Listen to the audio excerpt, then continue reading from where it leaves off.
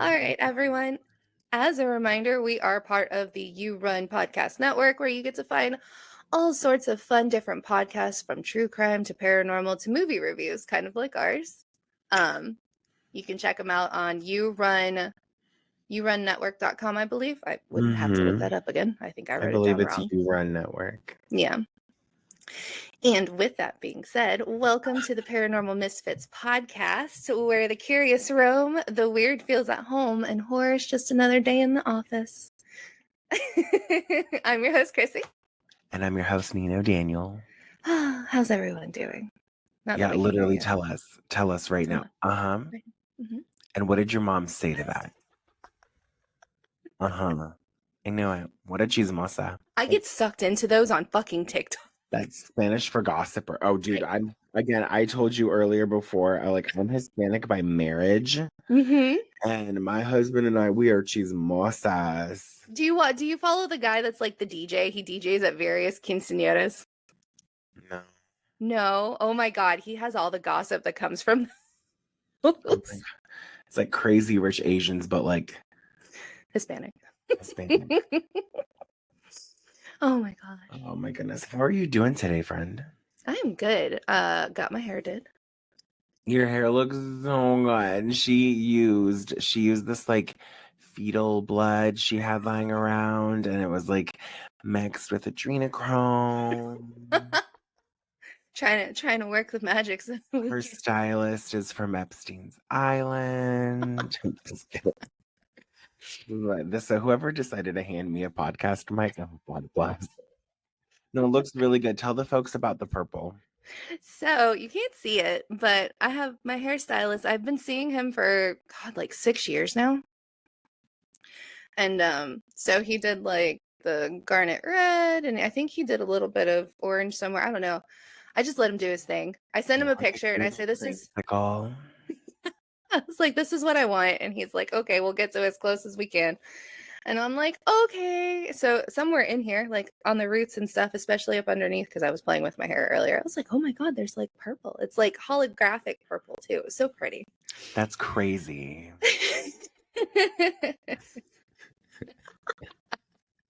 And just so everybody knows, I'm really excited for Spookla in like October because this year's theme is for Saw.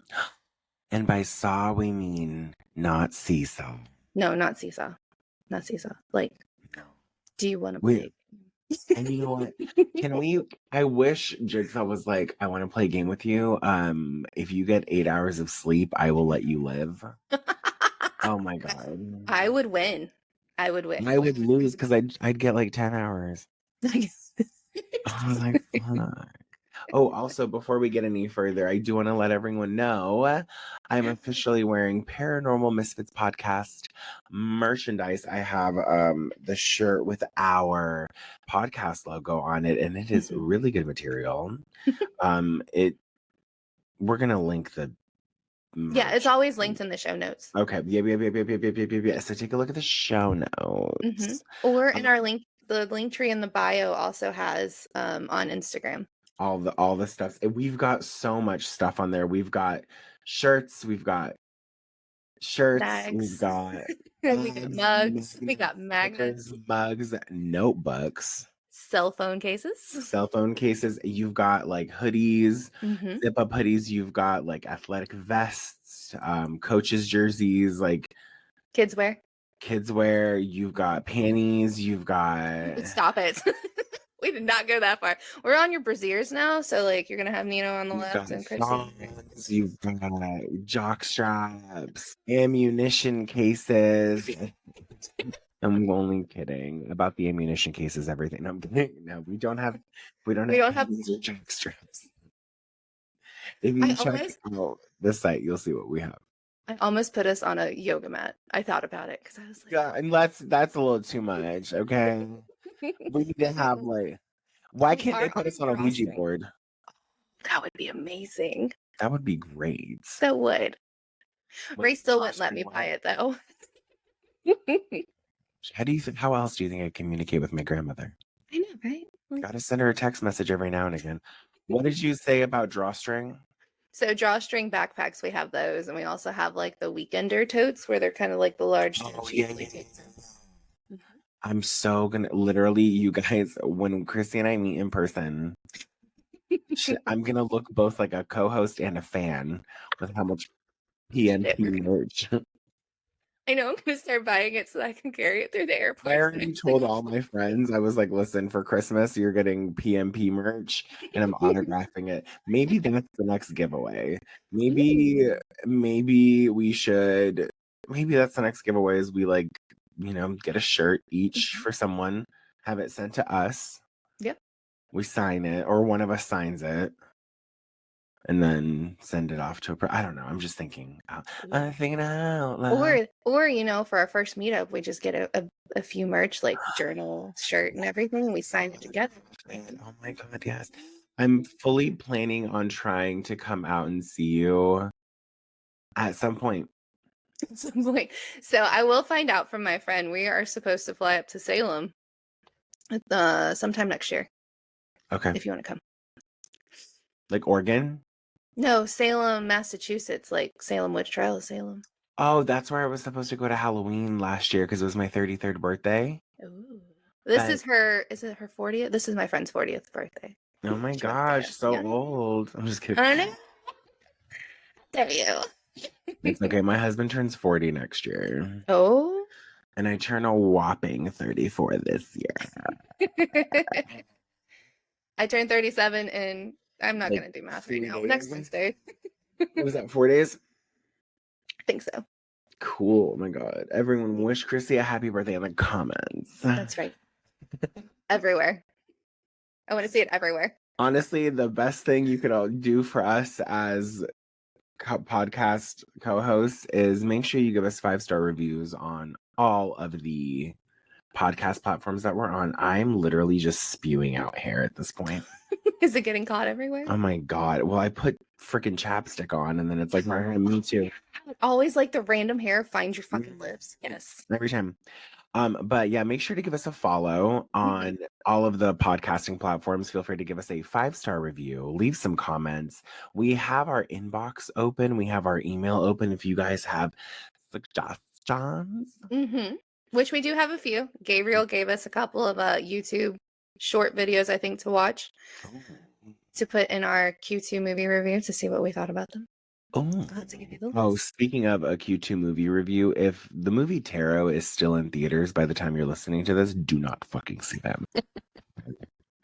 I'm telling you, I'm waiting for it to go streaming. I was not going to spend money. I have watched like videos of doulas assisting with births that were more entertaining than that movie. Do you know what's so crazy? And maybe they're just content creators for that particular brand, because I know it happens, right? For that particular, like, some people have been raving about Tarot, and I'm like, who bought you?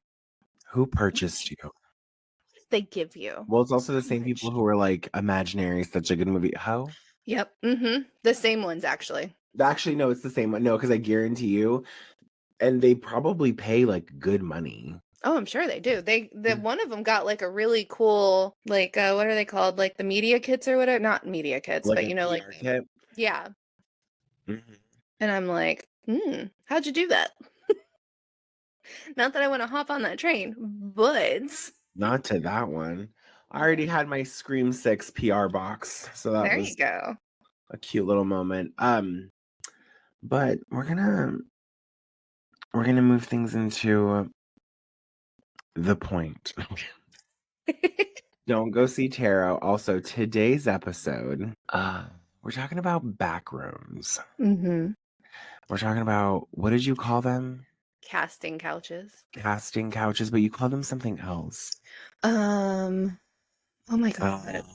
I'm trying to think of the showrooms. You called it a showroom because it's literally what it is. So there's a particular thing that Chrissy and I are both going to bring up because we've done our research on this. And I will say mine came up through TikTok. Mine came up through Peacock watching. No, actually, I take that back. It wasn't Peacock. Or is it Peacock? No, it's I think it was Peacock. Or is it HBO Max? I think it was Max. I don't know. On one of the streaming platforms, just know Holly Madison. Like that. Right, massive cock, you know. Um, Cock Max. but if you've heard, how do we do this? Why? Ray's like, you only drank a third of your coffee. I was like, it's okay, I'll be fine. But Okay. okay, so so you'll catch when I talk about my part, you'll catch it on one of the streaming platforms. It's a true crime show by Holly Madison, who is one of the former girlfriends of Hugh Hefner's in the early 2000s, and she is part of the Girls Next Door show. So, okay, go ahead. She was she was one of the three. She was the main. She was the main girl. Yeah, she was the main girl. When you really go back on it, and I think part of the reason they broke up was because she wanted kids and he didn't. Mm-hmm. Also, because at that point, I'm pretty sure his semen is like oatmeal. I want to say though, I thought he like had like a storage of it. He was rich enough. I don't know. Because didn't the one that took her spot after Crystal or something, have his baby? Yeah, there was the new series of like Girls Next Door. Crystal is her name, and I want to say she was because she was the one who got him to marry her and everything. Like they were married. We got money out of that. Mm-hmm. Any Hughesits. So moving into today's I was gonna make a joke. I'm so tired. 7:25 in the morning. My best friend Amber's birthday is today. Happy birthday. Happy birthday, Amber. Let me all the Geminis. All the I mean, Geminis are great. It's okay. I'll rag on you during a Smart Friend episode. It's fine. You have. Oh yeah, huh? You should just pick tarot. Just do it. Just that would be like a 97-minute Smart Friend. That Patreon version would eat up like my allotted space. I dedicate this small movie to. I dedicate this small feature film to all the Geminis. Okay, sorry. Go ahead. Anyway, so you might be asking yourselves, are they going to get to the point? You might be asking yourselves, do I have ADHD? And the answer is yes. The note from our sponsor is yes. We have no sponsor. We have no sponsor. So you might be asking yourselves, what are backrooms? Mm-hmm. And according to things I found on the internet plus my own understanding, backrooms, they are said to be a fictional, extra-dimensional space attached to businesses, buildings, and homes that expand the original area into a far greater scope. There's a fictional Reddit thread dating back to 2019, which dives into backrooms having all sorts of different levels, like different creatures would be around. You may notice illegal activities happening too. All sorts of questionable things going on. Backrooms are also a slight code for casting couches or showrooms, where people can go and participate in some very raunchy sexual activity. Some people pay to be in either the giving or receiving or viewing position. Don't believe us? Watch anything that has to do with the occult. Okay. So I know everyone's heard of casting couches because those have been around since, like, if you read anything about any starlet, not even the men, but the starlets from like the 1920s and on, right? So you got like Jean Harlow, you got Marilyn Monroe is a good example. Mm-hmm. The Nickelodeon kids, Shirley Temple. The drink? No, the actress that actually they tried to do that to her and she walked out laughing because she was still like 11 when they tried it. Oh, yeah. Is she dead? I think she might. I don't know. That's a Google question. Okay. Okay. I have no idea. Our immediate questions. The moment we bring up someone like, do you remember when Thomas Jefferson? And we'd both be like, is he alive? Still? Are you sure? But so from my understanding of casting couches, especially between I guess like the 21st century, is they're more so used for big Hollywood executives to leverage their power over up-and-coming artists. All artists, including musical artists. If you think about that artist, it's probably true. Yeah. If you've heard some weird rumor, it's most likely. If you've been following the Cassie Diddy cases. Oh my God. What's his name? Lucian? Yeah. Mm-hmm.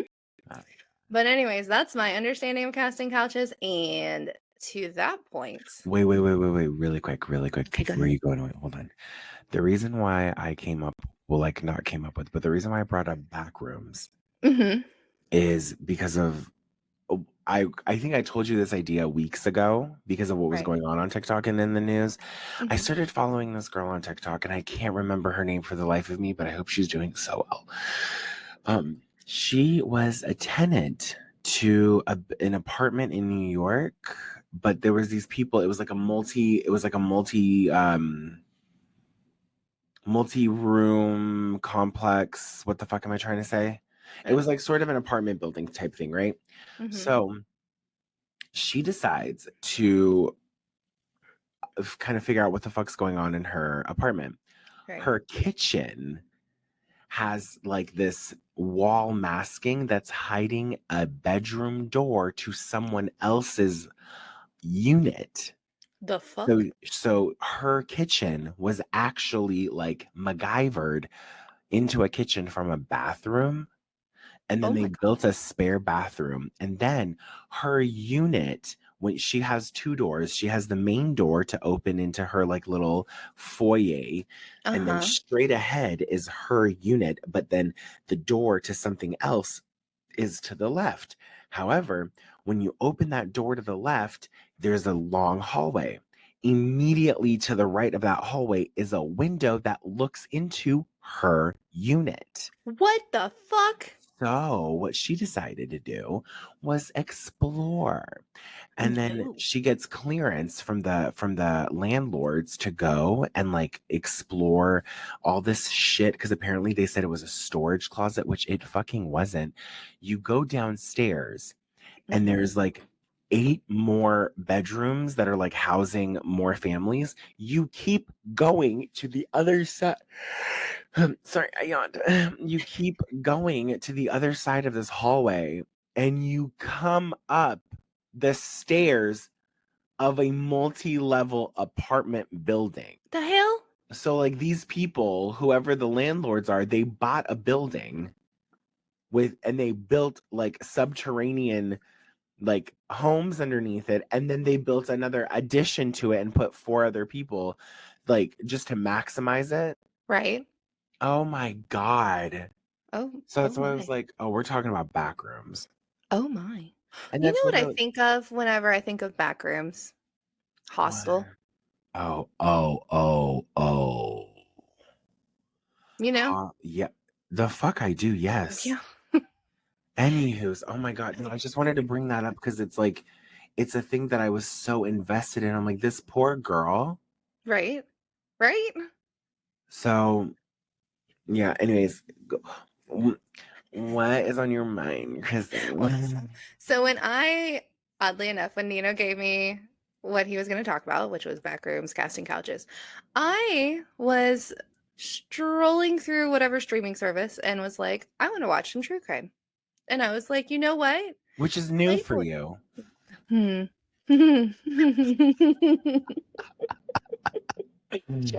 Shout out to our friends at the Dead Podcast. Shout out to our friends at Morbid. Shout out to our friends. Shout out to our podcast friends. No shit. Okay, anyways. Your rail, I'm sorry. It's not as bad today. I'm tired. So like I had strolled across Girls Next Door and I was like, I don't really want to watch that, you know, but I do want to watch something that has like that kind of nostalgia feel. And I was like, oh, look at this. Holly Madison does true crime. Oh my God. I don't know how that equaled out, but it intrigued me even more because it was called the Playboy Murders. Oh. And hop to it. of the things that just coincide with Playboy and murder and either the playmate getting murdered, the playmate's family getting murdered, or them committing a murder. It's like, this is fucking wild. Murder. Wild. So the one that I watched was on the one that caught my eye the most, not that the whole thing didn't catch my eye, but this one, as far as like the content that we're covering today, her name was Melanie Holler. She was I'm so sorry. You're opening up with Holler. Okay. I was like, her name is Melanie Holler. Holler, Like, sorry. tell me she yelled out loud before she like. Anyways, I'm sorry. That was. So it's season 2, episode 4, and it's called Murder in the Hamptons. Okay. Okay. All right. So she was. We are on a roll, guys. I don't know how this. You guys are really trying every episode. We tell ourselves we're really gonna try, but then you have to realize, like, Chrissy and I only see each other once a week on a fucking streaming service, and we have so much to catch up on. Yeah.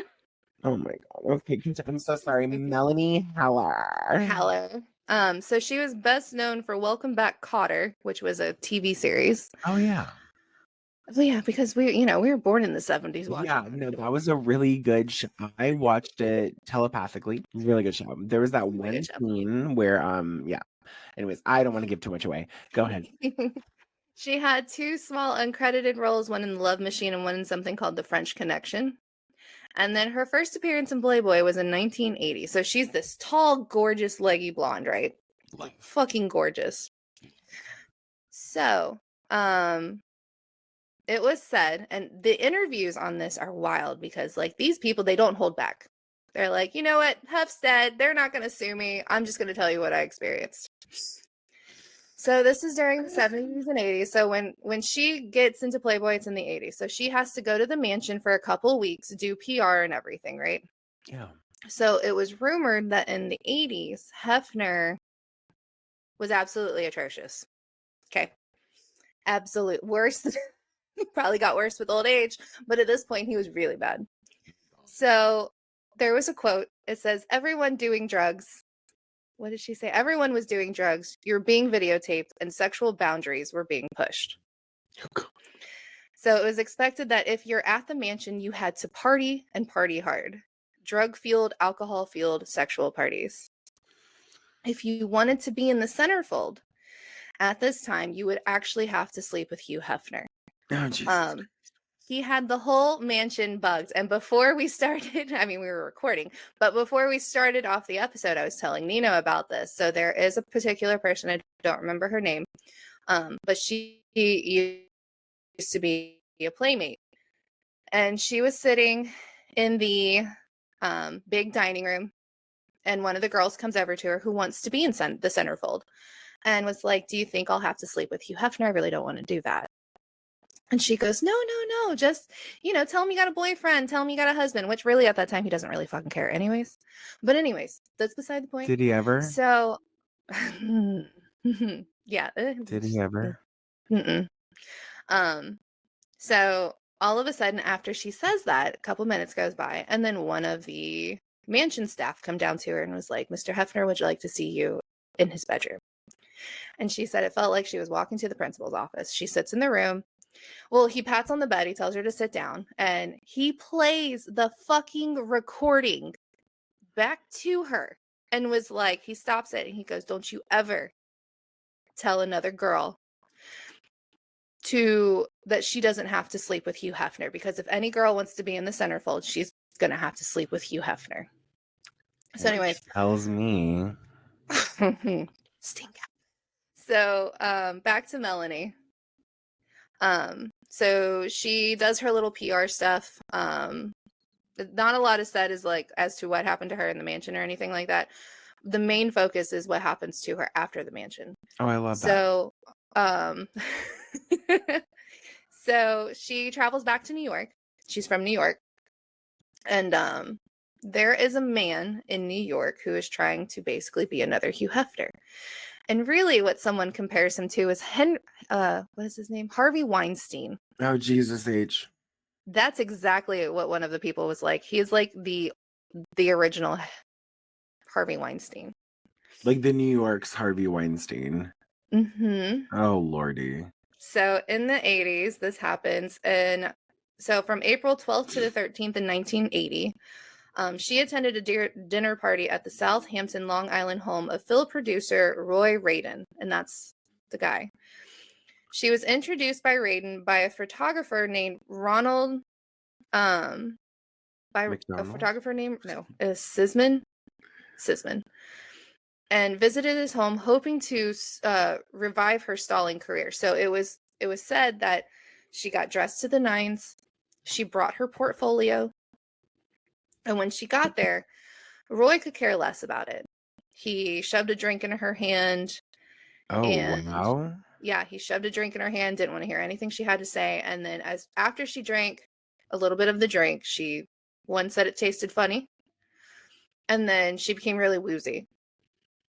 She doesn't remember being carried up the stairs, so they carried her up the stairs to another room. Carried her up the stairs to another room, and basically this man was known to have video cameras in every room. He was known to push people well beyond sexual boundaries, and basically he was raping, and he would video it. And basically that's like, blackmail, because this poor girl's probably not going to want that to get out. So, like leveraging. Yeah. So she was drugged, raped, and beaten on camera. The party was rumored to be, like, his parties were absolutely insane. He had a casting couch, and was basically compared to Harvey Weinstein. Harvey. He was also rumored to have snuff films.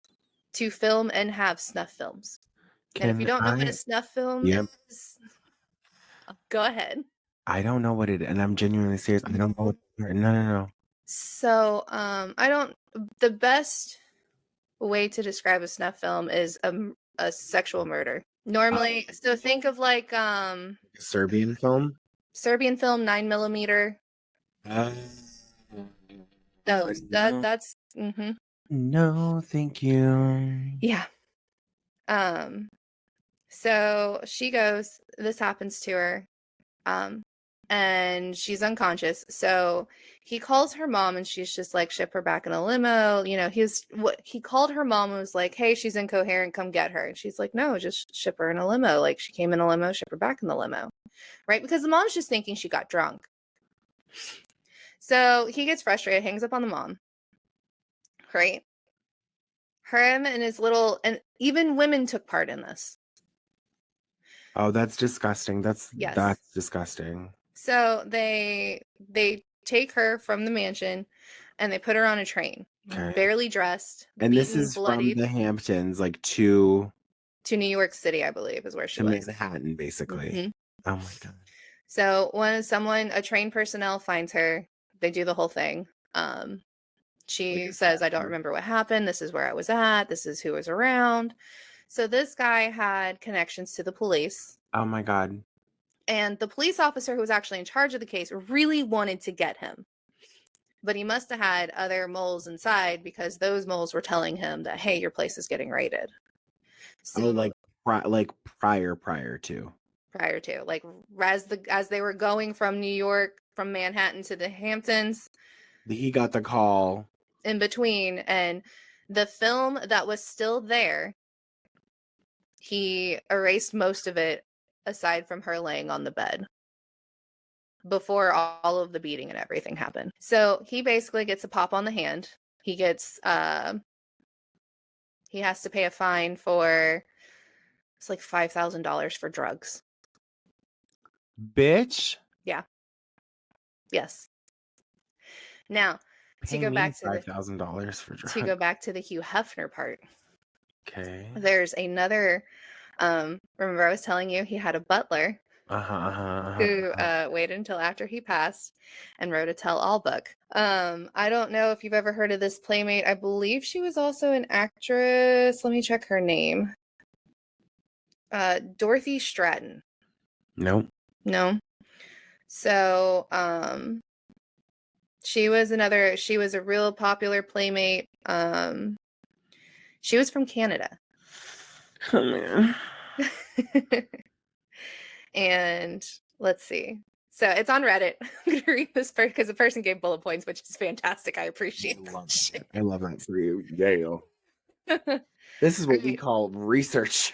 Right? This is what we call, like, you know how to write your paper, sir. So let's see. Sandra. Who's Sandra? I don't know who Sandra is in this. So the name of the butler was Stefan Tenenbaum. I was thinking of the Tenenbaums. Anyways. The Tenenbaums? Yeah, Christine. Okay. I'm moving. We'll make like a Ford and Focus, okay? I had one of those. Okay. Anyways, Sandra isn't a very likable character from the point of view of the staff. So Sandra, I believe, is considered one of the ringleaders to help Hef get girls and drugs. There's always a helper. There is, isn't there? Look at Ghislaine. Right? From the point of view of the staff, everything written about her pretty much lines up with her own story, including being sent away from the mansion so Hef could have sex with other women, and Sandra being the ringmaster in charge of recruiting the girls and training them to perform the bedroom acts that Hef liked. Hef also paid Sandra to get breast implants that were apparently botched somehow and caused her a lot of pain and made her sick. Hef left a bunch of drunk perverts hang around the mansion to make himself look better to the women there. Oh, like the person who's like, I can't lose weight, so I'm going to go ahead and get fatter friends. Yes. Whoa. Yeah. Mm-hmm.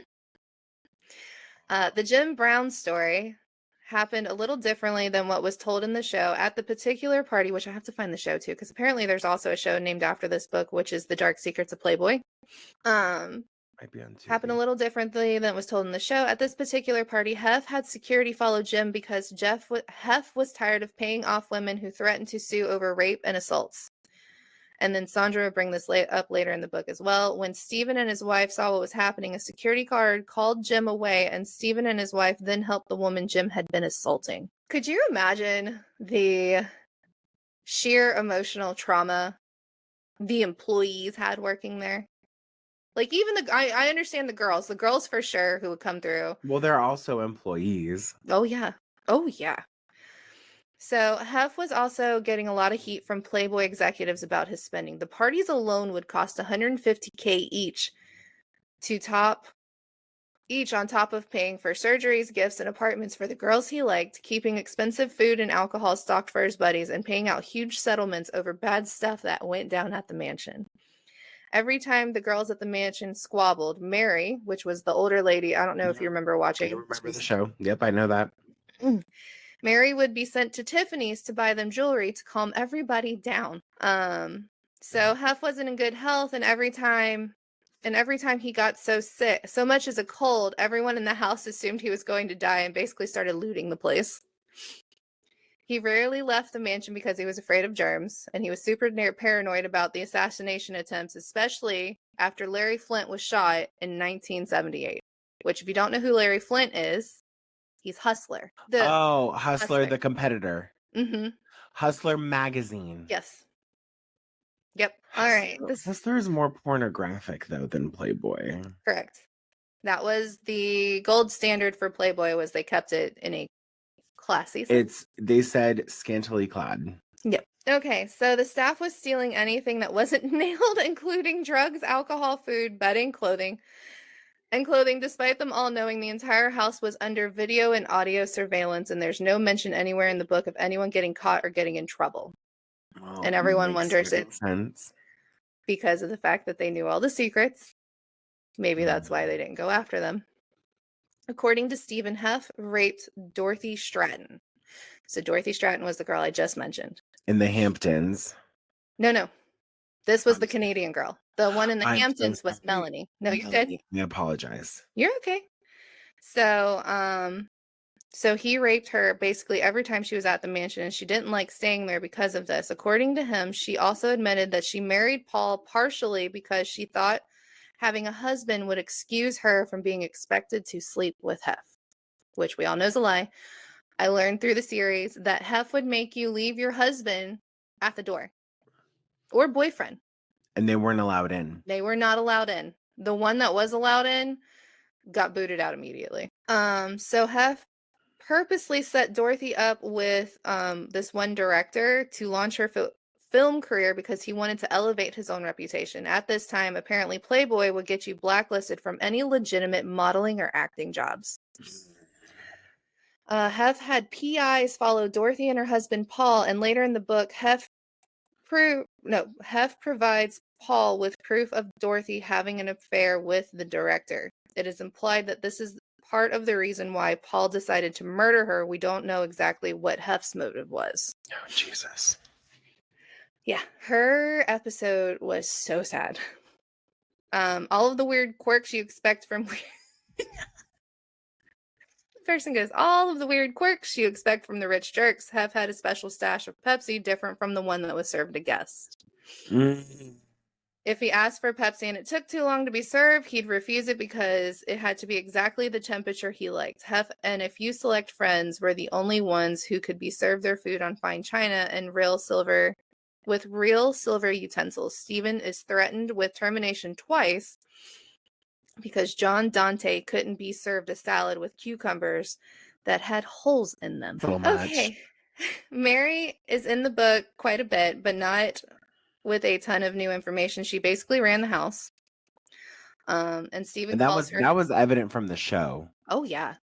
Because that's who Holly used to go up and basically gossip with. Holly was like the old lady in like a 20-year-old body. That tracks. Stephen calls her Hef's true wife in all ways but sex. Also says that Hef pays Harry Reams, who is a porn star of Deep Throat fame, to service her 4 times a year. Other than that, it's mostly just her being mean to everyone except for Hef and chain smoking, which I don't know, maybe. Every day, the women staying at the mansion would have to check in with Mary to see who was scheduled to have sex with him and what they would be doing and wearing during the sessions.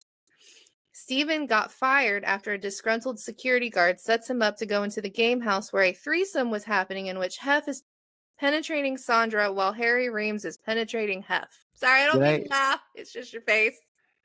You're like, did I catch that? You did. Wait, was Hef gay? He might have been bi. Or a little bisexual. I was gonna say you can't like demand 11 girlfriends and not like a guy every now and again. I mean, Holly weird. Not Holly's weird, but like Hollywood, Holly weird. Sorry. Oh my God. Yeah, no, I know. Poor choice of analogies. All right. So for anyone wondering how Mary came to work for Hef, Mary owned a restaurant in the same building as the Playboy offices in Chicago. So in Chicago, they used to have the restaurants there. And the girls, that's where the iconic corset bunny. Mm-hmm. Because it wasn't like a cocktail lounge or something like that. Mm-hmm. And they had to do the special little dip. So they never served forward. They would turn to the side and serve back. Mm-hmm. Yeah. The whole table. And the fact that we know that. Like things early 2000s. People have actually had to practice that. Like you couldn't be a cocktail server in the Playboy lounge if you couldn't do that. Nonetheless, in 6-inch stiletto pumps. And I don't know if anyone watches that one TV show, what is it, Pan Am or whatever it was, with the airlines where it was all. So at the Chicago place, the Chicago business, they would weigh in every shift. The same way that they weighed the air stewardess at Pan Am. Because they couldn't be, they could only fall within like, they couldn't be under too. Right. Because then they would look sickly. Yep. That's crazy, bananas. Yes. So Hef spent so much time in his office, Mary started sending meals to him. Eventually, Playboy bought the entire building, and Hef liked Mary so much he gave her a job with Playboy. So she went out to LA with him, where he bought the Playboy Mansion West. Let's see. Stephen explicitly states that Sandra was the drug runner for the mansion, and that if she were to get caught, she would take all of the heat so that Hef didn't get in trouble. And if anyone has read this book, can you tell us where to find it? Yeah, can you, not only that, but can you give us your thoughts on it? Can you send it to us? Right. Somehow? Oh my God. Yeah, so I mean, when you were talking about casting couches and back rooms, I was like, right here. It's right here. It's all right there. You know All of what? it. You know what's really funny that wasn't mentioned in that? Not to say that it needed to be, Right. but like the grotto. So, okay. So what was funny was when you watch the Playboy Murders TV series, Holly does bring it up. She said by the time that when she was there in the early 2000s, it was not the same popularity wise that it was back in the 70s and 80s. What do you mean by it? What is the it you're referring The to? it is that like that was a big spot for a lot of orgies. I mean, it doesn't take a genius to. Right. So like that was the idea of the grotto, right? And then when it got to the 2000s, they weren't like, they weren't too big on it. I Didn't guess it they also get like shut down before the house like foreclosed or some shit like that? I believe in 2011 there was some sort of bacterial outbreak in it, and I think Because it wasn't being maintained. I'm pretty sure. So, And it was like it was a big space. It wasn't so small. oddly enough, if you watch the Playboy Murders first, right, and then decide, and I tried this, I was like, okay, well, let me go back and watch Girls Next Door. And I never like for some I think because I was always cleaning and stuff whenever it was on my TV, whenever I was like in the early 2000s and I lived on my own. Like I remember watching it and I remember going, "Oh, they're so adorable and Kendra's so funny and all that shit," right? But then I didn't realize how controlling it was because they went to go fly out to Vegas, right? He wouldn't give them the private jet. He made them pay. They had to be back within 24 hours. And like no men. And I was watching it and I was like, oh my God, how did I miss Right all in of front of our this shit? faces. Right in front of our faces. Well, didn't Holly or Kendra or someone have like a book called like Down the Rabbit Hole or something It like was that? Holly, and I want to read that too. Yeah, because like she really gets explicit, I heard, of things she can share. Because like I'm not saying this in any type of way, but if they were there, I'm I sure mean, it couldn't have changed too much, right? too much. No. So the other part is that her and Bridget have a podcast together, and they brought the son on, Whose son? Hugh Hefner's. Hef's son. So And I haven't watched it yet, but I'm going to because now I'm like invested. oh no. When you send it, like text it to me so I can also just oh my god. Yeah. So like I am because I sat there. Now I have a list because I told you there's also another playmate. Now she wasn't a playmate for very long. I think maybe a month tops at the Playboy Mansion. So she was the one. She wasn't conventionally beautiful, so Hef wasn't like interested in her. She did the whole thing where it's like oh, let's do your testing shoot and all that shit. Well, it didn't work out. She got her heart broken. So then she decides, well, I'm going to go in a different way and I'm going to be a poker player. So she makes it big in the poker world. And she finally makes it to the mansion. And everything she built up in her head did not match what happened in the mansion. Because at that time, when she went to the mansion, that was with Holly, it was with Bridget, it was with Kendra. And the controlling factor that Hef had, the fact that you had to sleep with him, the fact that he would basically force himself on top of you, like through her, and she was married at this time. So like it threw her completely, the whole threw her for a loop. She was taking pictures. She was being very invasive. Whenever you listen to the interview with Bridget and Holly on the episode. But she was taking pictures of everything, asking all sorts of questions that none of them felt comfortable answering. Oh my god. So yeah. And I think she was murdered by an ex-husband in Arizona, in Mesa, I think. Mesa, sorry.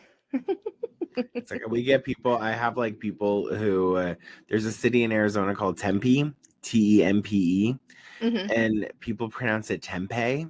Oh, kind of like Like there's a vegan. Yeah, that's what it's called. It's called tempeh. There's a vegan meat that you can use. I believe Yeah. that's what it's called. So when Yeah. people say tempeh, I'm like, I'm gonna punch you in the throat. Sorry, I'll learn. But yeah. So anyways, that's all of my stuff that deals with like the backroom casting couches. Yeah. Jesus. Like that, ugh. You know, that makes me want to go back and like rewatch the show because I do remember the episode where he's like, you have 24 hours. Also, the one thing I wanted to mention that I remember distinctively from Girls Next Door is that the models who were on roster, they lived in the house next door that Like, had like a pathway attached. I remember this, and they had to pay to live there. Yep. And he was so demeaning to the girls that like they were like, you'd have to stand in line and get your allowance from him. And I'm like, oh. And at that point, that's where he gets to air his grievance about the relationship and what he expects from you in the coming week. I'm like, oh my God, I could And like, never. I wanna ask those girls, like, was it worth it? Was it all ultimately worth it? I don't know.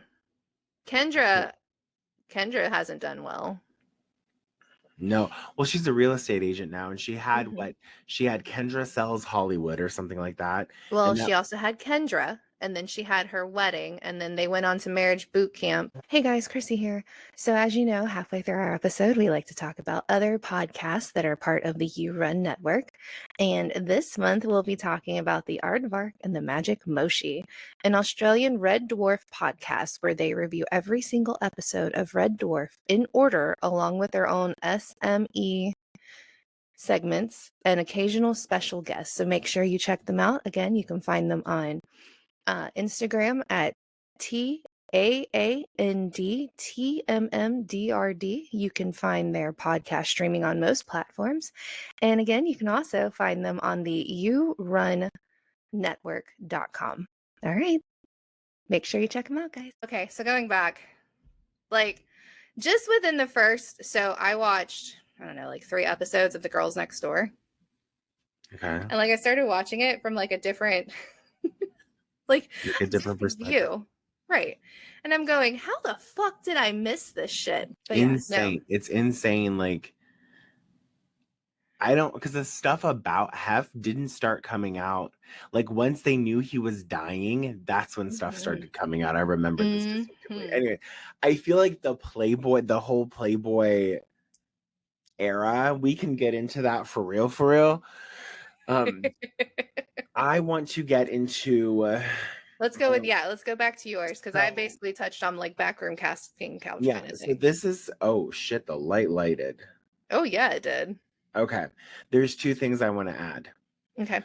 The first one is kind of like a big thing. This is something that I heard of on TikTok, and I immediately jumped in and I was like, okay, what the fuck? There's this video, and again, I don't know the name of the creator, and I shouldn't, I'm so sorry.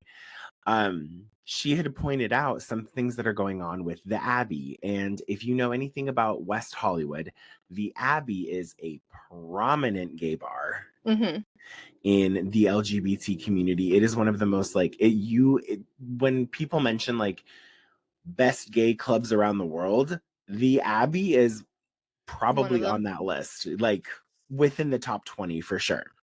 Okay. And this one woman was talking about her experience at the Abbey and the things that have been going on. So the Abbey is basically considered like a notable mecca for many members of the LGBTQIA plus community. Now, I will say I myself made the journey back in November of 2016.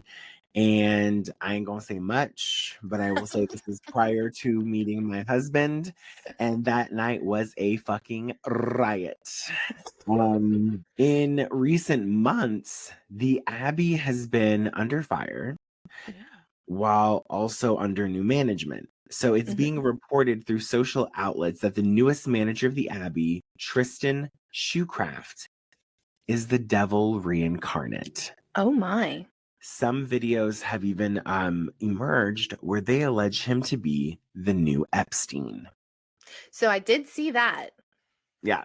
And mind you, I'm not quite sure, but I'm I can't. I didn't get any. I think Tristan is gay, Okay. but I'm not Oh, quite that's sure. terrible. I'm Like not if quite he's sure. I'm not quite sure. Alleged. yeah, yeah, yeah. You either are or you aren't. All right. You either Right. like dick or you don't. And it can't.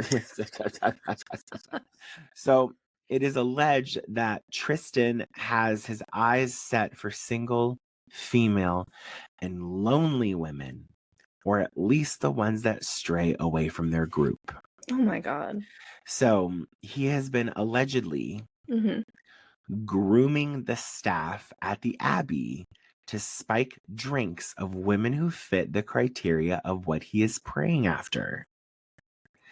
Bartenders of the Abbey are allegedly told which cups to give to which women with like a spiking agent that is Hmm. undetectable and coated in the cup.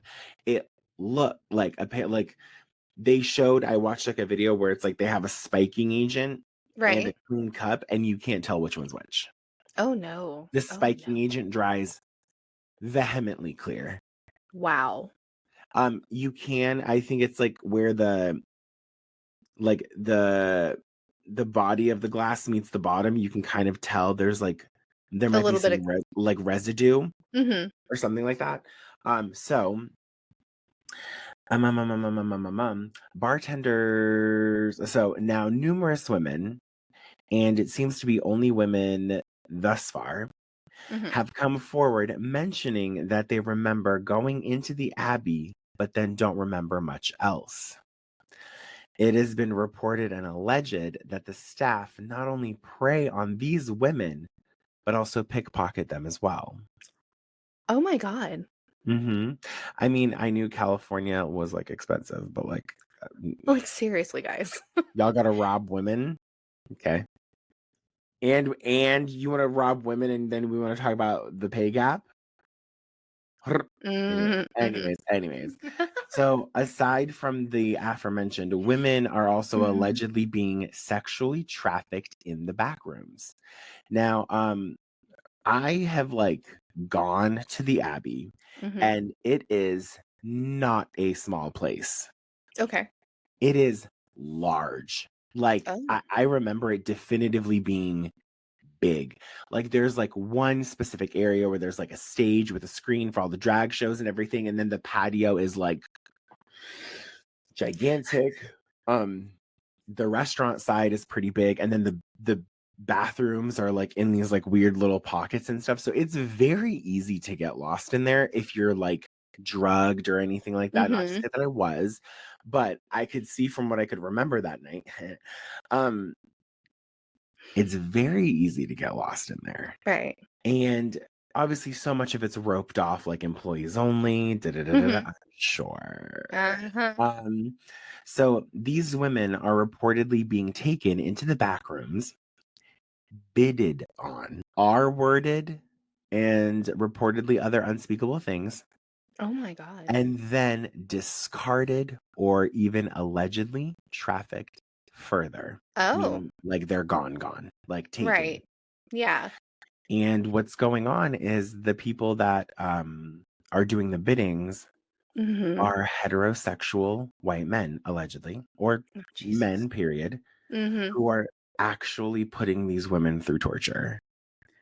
And the sole reason that they're doing it at like, and I think not, well, this is just a hypothesis, but the Abbey looks like a demonic church. Really? Like not, but like if you really, I think the place next to it is called the chapel. So like the Abbey is one part, the chapel is the other. Hmm. And it just looks very gothic in nature. And I was like, that makes sense. You know, if you're gonna do like, are you looking it up? I am. Abbey. Okay. So the owner, Tristan, is Hmm. said to be gay, but the clients he provides for are mostly straight, according to the reports. Okay. We do have to say the word alleged 9 bajillion times for legal purposes. Facts. So again, everything in this episode, alleged, Is what unless we have been told through the media. unless we know it to be true, like the Playboy Mansion did exist. There I was was there was a show called Girls Next Door. Yep. Holly, Madison, and Bridget were Hef's girlfriend. Like, we know these things. Mm-hmm. The Abbey exists in WeHo, California. Like, we know these things. You can look it up. Yep. So you can also do your own digging too. For Tristan, so yeah, that's the other thing I wanted to put in my notes is like encouraging people do your own digging on this because it's fucking insane. Like, there's more to so for Tristan to be compared to the modern day Epstein tells me there are way more sinister things going on. Mm-hmm. If you think about it, women are getting drunk off of 2 drinks, Oh sometimes my. 1. And we're talking like, I mean, I've been there and I don't remember too much of the night, but like, I don't think their pour was that heavy. Right. I was Like also it would. doing other things that night. Like, so my question to that is how? 2 drinks? I agree. 2 drinks? 2 Yep. drinks, you might kind of start, you're kind of loosening up at best. So my other question to this is, how are you getting these bartenders to agree? Like, Oh, is it's there like a? incredible what you can do when you put money in people's pockets. But I mean, like, how much is he paying them? It doesn't matter. And No, I think the thing is, and correct, this is on another thing that I was also thinking of. Maybe he hires specific people. that's what I was. Yeah, You would like probably have there's to like hire criteria, degenerate right? people who don't give a fuck about. You would have to hire lifeless people. So, is there any background on him prior to the Abbey? Like, I looked some stuff up, couldn't find much. no. Couldn't find much. But Mm. there's something that I did read that states Mm-hmm. that like he's doing these things to make back money. For Like the he's Abbey, for or the Abbey and like the loan and everything like that. So like there's a circumferential reason, and okay, that's why the alleged bidding is going on. But here's the it sounds kicker. so much like Hostel. It's hostile and taken put together. So here's the kicker. Mm-hmm. So going back to what just finishing out these notes. So some patrons get so drunk they are kicked out. And like once they get on the streets, things are then allegedly also fair game. Oh my God. Oh well, yeah, I can. Yeah. So clients of the Abbey seem to know where their supply is coming from and how to get away with adult napping in plain sight, allegedly. Oh my God. There have been allegations of human trafficking at Right. the Abbey dating back to 2010. 14 years. Holy shit. Mm-hmm. And the new management came underway, I think, in 2019. Oh Yeah, my. I think the new management came in underway in 2019. So every time, like, that's why it makes a lot of sense. Like, people go there because it's obviously a good time. I mean, their brunch is Mm-hmm. delicious. A All the little bit on the things. iconic side, one of those It's a things little bit like, on the iconic side. Like, everyone's come through there. Like, Britney Spears has performed there. I'm pretty sure Madonna has, or at least if not them, the impersonators. Like, all of the RuPaul's Drag Race girls go there. It's like a hot spot. It's really honestly like gay mecca. mm-hmm. But my question is why women? Why, first of all, why anyone? Period. Right. Why women? And there's like the reason that I kind of get the inkling that there's more sinister things going on. Mm-hmm. Something about like bidding on people that just makes me. Ugh. It gives me the uncomfies. Like it's mm, And this is what I mean by backrooms is like obviously to the public eye, like we might be like, oh yeah, this is just like an employee hallway. This is just an employee, like whatever. The women who like have kind of been semi-conscious, right. or at least from what I've researched, are like it's below. Like you go back and then you go down. Oh, so it has like a basement. It has levels. Oh my God. Yeah. And I'm surprised none of the staff have come forward. I mean, even if they try to like be in good moral code, I'm pretty sure they have people lined up in case anyone says anything. Mm-hmm. Kind of like the same thing that you were talking about earlier is they were either killed, assisted in a murder, or their families were killed. And it's kind of like the same thing from what I'm understanding. I'm just so confused as to why a allegedly gay man Mm-hmm. is grooming his staff. Like, and someone said like they saw the difference in the cups. The cups are not too different to us. One, Right. like the normal ones are apparently like just longer, and then the ones that they hand out to like the women that they're trying to like drug and everything like that, they are just a little bit shorter and fatter. Oh. Like the difference is like a quarter of an Like inch, slight. like slight. It's like an eighth of an inch difference. And I don't know if that we're not talking about like cups metaphorically to dick sizes. It's like genuinely we're talking about Yeah. cups, Cups. like Red glasses. solo, red solo cup and a purple solo cup. They Right, look the literally, same. it's all the same. It's honestly potato tomato. Right. Um. So, but the fact that like what boggles my mind is this: I went to the Abbey in 2016. Mm-hmm. These allegations have been going on since 2010, That's insane. And you know and it's and bad you're telling me that you're doing this because, LAPD didn't. well, you know everybody lines someone's pockets. I mean, come on now. What is absolutely insane is um they're using a space that women deem safe For themselves for themselves, and you're going and you're breaking that and you're trust. making it unsafe. Mm-hmm. I would even think that it would be unsafe for some men too. Yeah. Has there been any allegations of men getting kidnapped? So the reports that I read were it said mostly women. Mostly women. Okay. And I'm And the not even gonna like bartenders? venture past the word mostly. I don't even want to think of what else this man could fucking Oh bring in. yeah, no. The bartenders though, mostly men, mostly women, Oh, mixed. the bartenders are it's a good mix. It's a Okay. good mix. Like last time I was there, it's a pretty good mix. And it's pretty like cultural too. Like you've got different types of like shape, sizes, colors. Mhm. Except for the men though. The men, like they gotta be on the fit side. Got it. Because you're obviously there to I just also the bathrooms are unisex. oh my God. It's like a wide so you walk into like picture a classroom. Just picture a classroom. Mhm. In the center of this classroom. So the entire room is bare. Right. I'm painting a picture. The entire room is bare. The lights are Mhm. obviously above overhead.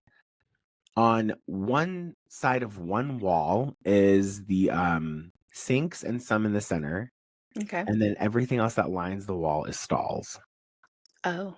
Last time I remembered, I don't think there were urinals. But yeah, everyone goes in everywhere. Oh. It's not just, So um this makes me like second guess other places That you've as been to? well. Well, and Mhm. also like my thing is this too, like this is all happening at a gay bar. Right. And gay men are consistently under fire. Like we're not all the same. We Mhm. don't all think the same. We don't Right. all have the same fucking like values in terms of like sometimes it's like this is why they want to take our fucking rights away. Mhm. This makes sense. Like shit like this makes sense.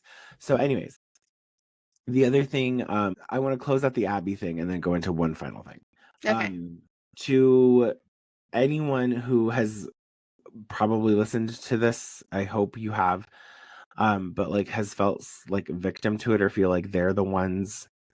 We're not talking about. I want to specify. We're not talking about any person. This is just reports that we read online. I don't Mhm. want to say like I'm sharing someone else's story or anything like that. I don't want to feel like I'm taking a voice away from someone. Right. That's what I'm trying to get to. But the fact that this is happening Mhm. and the fact that the bar is still open. Mhm. I literally checked the other night, unless it closed in the past like week, but it's still there. Oh yeah. And it's so like I'll tell you this story offline Okay. when we wrap up, but like it's how easy it is to walk past police Right. looking inebriated or drugged because it's quote unquote typical. Mm-mm. Is this person getting trafficked or are they just rolling? Right. So that's I'll tell you more offline. The one final ad on Backrooms is in the music Mhm. industry. Ho ho. Hmm. Our So lovely place. every all roads back to Diddy. Like, which by the Diddy, way, he got Lucy, arrested. Lucian. Did he? He got arrested on Hold the on. because of the video, Is there? the Cassie video. Did he finally get arrested? I believe so. I saw a photo of him in cuffs, unless it's like a lizard wearing his skin. So, anyways, moving into this. Go ahead. And jump in anytime you find information, because I love the fact that you're researching. So, one final add on Backrooms is, of course, the music industry. It is Mhm. said that once an artist complete, this is where it gets fucking satanic, demonic, all of this shit. It is said that once an artist completes their album, they automatically have to hand it to the executives of the record label for clearance. This is not new. This is standard practice. There is a team of executives who listen to the album Right. and want to ensure that it sounds good, that it sounds like an album they can put into their big money machine Mhm. and fucking push this shit out to the masses Okay. and oh sorry and make like beaucoup money. Mhm. Okay. Well, it is rumored that the top industry executives have a special back room in their office where they go, pray to a demonic deity, embed spells onto the music, and this is done with certain levels of frequencies being adjusted on the tracks adding in low vibration drums at a particular rate and even backmasking lyrics to sell the album. You said that about Britney Spears, right? Didn't she have like a Yeah. Mhm. So if you listen to Baby One More Time by Britney Spears backwards, you can kind of make out the fact that she says, "Sleep with me, I'm not too young." Oh my god. Lady Gaga's Paparazzi, she kind Mhm. of says like we model ourselves in the arts of Lucifer. So if like backmasking is a real fucking thing, and what they're trying to do is like there's certain like gigahertz that are Mhm. already on the track when it's recorded. And what they do in these back rooms is they lower the vibration. So Okay. even the stuff that's being fed to us musically, we think is like great. Uh-huh. Neuronally, it's actually dumbing us down over time. Oh wow. Yeah. Huh. So, this makes me beg the question, why Mhm. was Diddy so eager to have everyone get on an ironclad NDA centered around never speaking a word in public against Bad Boy Records? Apart from other things, Mhm. I'm like, huh. Because like what they've done is like they'll like I've seen it kind of happen in my own way is like you'll get a track, you'll get what's your like rough copy. Right. You have to hand it into the executives if you're on their label because they now own the track, and then they do whatever they want to it. They'll put in like at a very low rate, they'll put in like spells, or they'll put in like at the lowest possible frequency, they'll put in like a chant or like a Okay. something. Right. And this is all done in these back rooms where these tracks get officially mastered. And I think there's something behind the terminology of having like a master, and it's like who they're Right. submitting it to. Right. Like the Yeah. deity, the satanic deity or demonic deity they're submitting it to. And this is what's so funny about the music industry. And I found this out through a tweet from Iggy Azalea. I think it's deleted, but I think it's screenshotted, and it's nothing against Iggy Azalea. I love her. Um, she said that there's obviously like how many major record labels? You've got like Sony, Universal, EMI, Mhm. Epic Records. Like you've got, I mean, probably 15 major record labels, all in competition with each other. Mhm. All of those labels are owned by two men. Are you kidding me? Oh my god. Who is And it?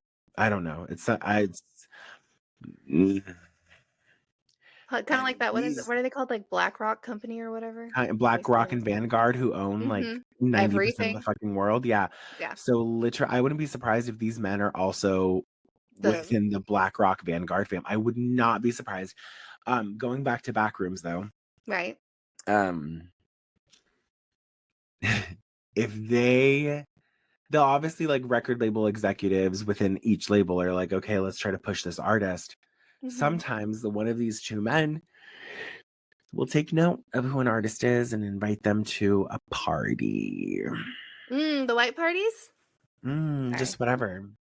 Or Like, a showcase.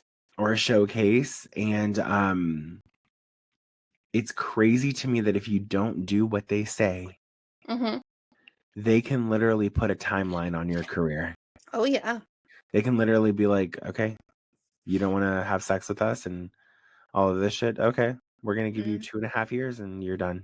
Yeah. And what's funny is like, it literally, you can kind of see what happens with certain artists. Mm-hmm. Like, you're like, oh, they had a really good song. They had a really good album. Now they're not doing so well. Right.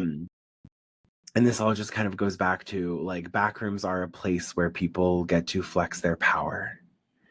And you don't know power until you are put in a position with someone who it's not even about making or breaking you. Someone who can, if you don't do what they say, someone can have your family killed. Mm-hmm. Yep, they'll make your life literally And be living hell. you realize like, oh my gosh, look at all these like billionaires like Taylor Swift. Congrats, is now a billionaire, XYZ. Do you Mm-hmm. want to know how much money trillionaires pay to keep their names off those lists? How much? Oh, buckets and buckets and buckets and buckets and buckets and buckets of money. The top 1%, like the top 1% of the 1% is richer than the entire world combined, multiplied by, what do they say, like 100,000? Oh wow. Like these people have like money. Right.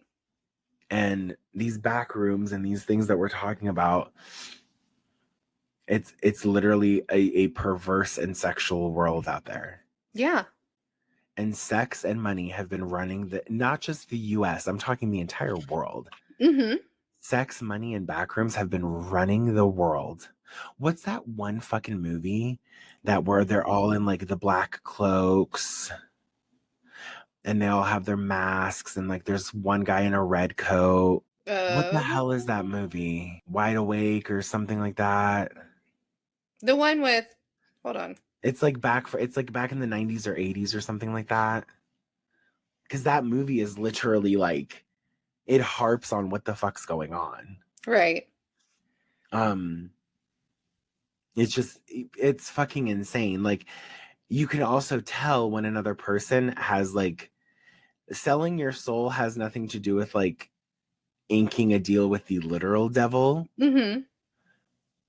Selling your soul means like you're going to be complacent and complicit to what whoever you think the executive of your record label is, start walking up 6 rungs higher. That's the person who's fucking controlling you.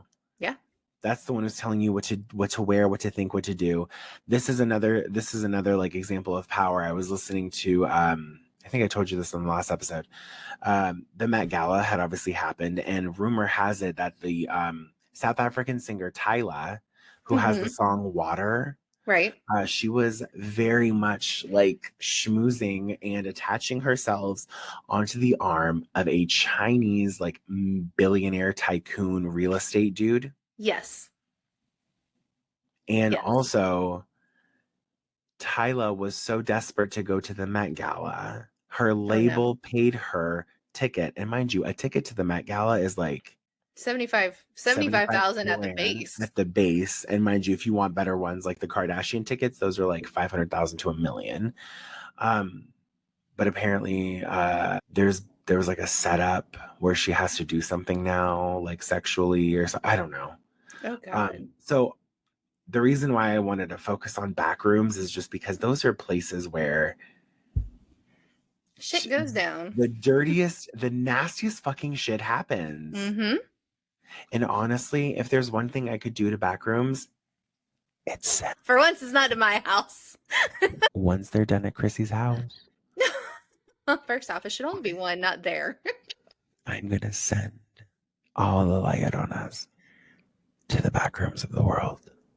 Right? Swiftly. So that's that on that. That's what I've got. Like, you can also tell I was rewatching some more of this stuff, and it's crazy to me how, like, even in the studios where artists record, there are backrooms. Mm-hmm. Executives can come in the middle of a recording session. Iggy Azalea even said this, like, not that she did anything, but she had mentioned, like, the record label the executives can send people, or the executives themselves can come in while you're recording, force you to do things to them, and if they don't like the song, and even though you like it, you have to scrap it. Oh my God. It's just insane to me what these people of power do. And, like, what's funny is, like, the people who we think are in power aren't. Like, there are levels to this shit. Anywho, that is my take on backrooms. Chrissy, what do you have for us in addition? I don't have much. I mean, I've heard of casting couches. I've read multiple, like, biographies and stuff on, like, the starlets of, like, the 50s and the 40s and all of that. So, like, and isn't, like, Maxine gonna be loosely based on, like, a girl from a casting couch who makes it? Porn, right? I'm pretty sure, right? Yeah, something like that. Yeah.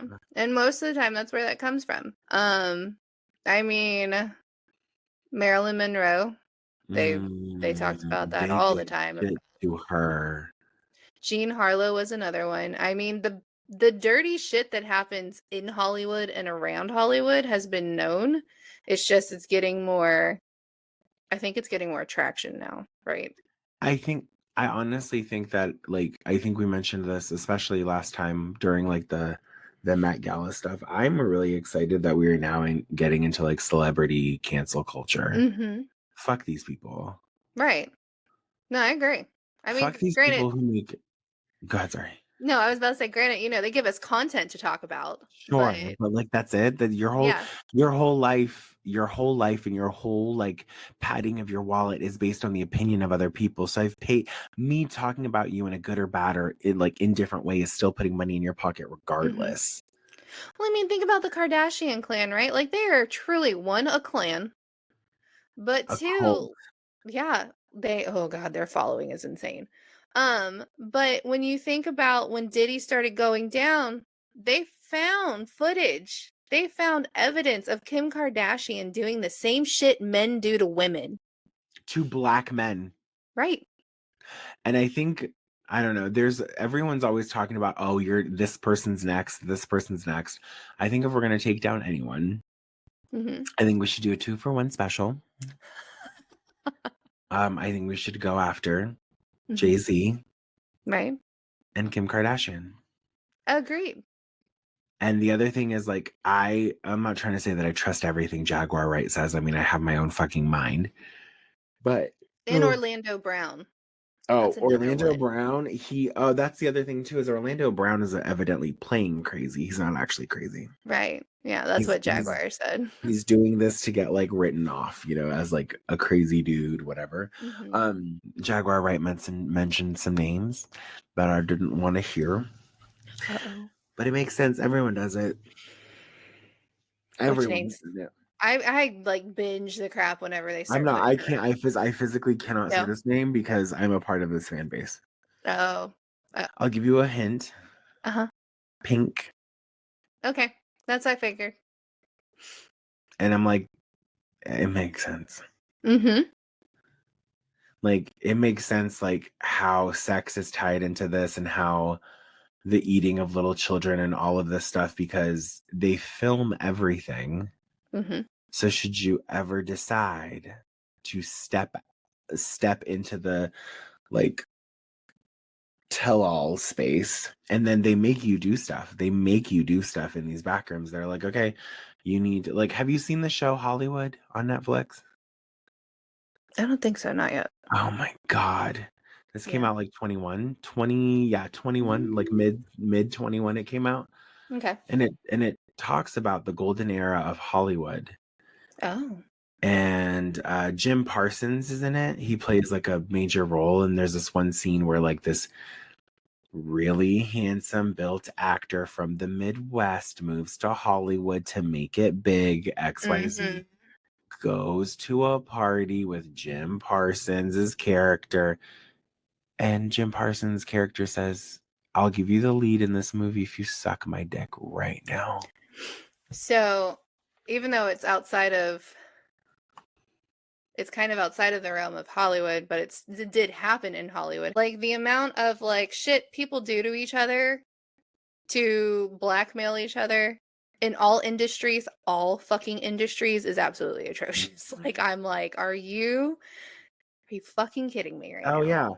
yeah. Right before, like right as we kind of took our little pause, Mm-hmm. I pulled up Instagram, and there are artists and record labels who are paying people, like, so Nicki Minaj has her tour dates listed, Right. and there are people who are, she's in Europe now, so it's a little bit harder to navigate, but there are record labels and artists who are paying the consulate of these countries to ensure Nicki doesn't get to her shows. Oh my God. And this isn't the first time this has been done to her. Right. And it's insane. Like, when people say like how much tea they have, you have to realize like the people who are also reporting on this, Mm-hmm. there's a small group of people that they all share within each other. Like Nicki Minaj has the same hairstylist that Cardi B does. Oh. Normani has the same choreographer that Lil Nas X does. Huh. Like, so do you see what I'm saying? Is like, Mm-hmm. and if you pay enough money, I mean, I'm not saying this is true, this is all alleged, but if you pay enough money, There's just every people can sing like a canary. So isn't there also a movie coming out this year that kind of talks about that, like the backrooms and the child stuff, like Nosferatu, or not Nosferatu, what's that one, Nefarious? Mm. Isn't there a movie coming out this year that's kind of like about that? Um, I think, I don't know, I could be wrong. let's find Um but it just talks about like the illicit activities. out. I can tell you that Late Night with the Devil. That's a whole thing though. That is like, he literally had his wife He. cancer stricken Mm-hmm. and killed so he can make it. Mm-hmm. And I don't know, like, I think what it is like people just have to like, there are people in power who get so hungry off of seeing how far someone can go. Like, there's huge rumors in Hollywood that like the majority of your favorite actors are gay. There's That was a big thing in the the 50s. the biggest rumor right now is with a very famous, good-looking and muscular comedian, Caucasian, is that he's actually secretly gay. I'm running through my list. Known for his cheekbones and jawline. Oh, geez, that asshole. Mm-hmm. Mm. Mm. No, yeah. So there's rumors that he's actually gay. Like, Was gay it? as fuck gay. Who was it that was rumored to be like that? That like Taylor Swift dated, I want to say. Not Styles. Oh, I mean, we all know. But there's a rumor going around that Taylor Swift's secretly a lesbian. There's that. And Like, with and Carly with Carly Kloss or Kloss. And something. I'm not even kidding you. I think that tracks. I was in I wouldn't agreement be with that. surprised. I wouldn't be surprised if Taylor Swift is a lesbian. More Mhm. power to her. Just come out and say it though. Just come out and say it. Just be like, because keep in mind, like, you hang around really pretty model-esque women. Right. Oh, Right. nuts. Speaking of, are they tracked to be getting married soon? Her and the dude? Whatever their publicists are putting together, I'm sure is going to be a Okay. wonderful marriage. I don't believe in it. I don't believe in it one bit. I do not think it is real. I think some part of them, like, I think you have to somewhat like someone, Mm-hmm. but You remember that whole stunt when she dated, what's his name? Tom Hiddleston, and he was wearing like the I Love TS shirt and shit. Oh, I need to go back and look that one up and see she's what PR shit what that was. Oh no, like, and then also I'm starting to not like Taylor Swift so much because, Mhm. um, as you know, Billie Eilish released an album this week Yes, I saw all or that last week. drama, She and released an album last she week. keeps re-releasing the dead poets in different ways, right? So what's happening is, for people who don't know this, in order to determine where your album falls on the Billboard 200 chart. So the Billboard Hot Mhm. 100 is for album singles. Okay. The Billboard Hot 200 is for album, like full length albums or Okay. any project that is, I think, above four tracks or more. Mhm. And so it has to stay charting for 2 weeks. And Right. what they do is wherever, like, let's say you release on the 1st, and wherever you fall on the 15th is where you chart. Okay. So you could be number one on the 1st of the month, but if you're Mhm. 37th, then you charted 37th. So Um, what's going on right now is, and I don't think it'll interfere, but Taylor Swift is releasing 3 different versions of the I don't Tortured Poets Department. I don't understand that shit. I'm Like, like, I understood when she did it to get her royalties back, right? Because oh, it's JoJo so did it. vague. But you don't have to do it for every fucking album. JoJo did it first, and she did it better, personally. Mhm. And also, JoJo, like, oh my God, we froze. We know you have to leave. Well, we know you don't want to leave, but you have to. So if you are gonna go, you might as well creep out.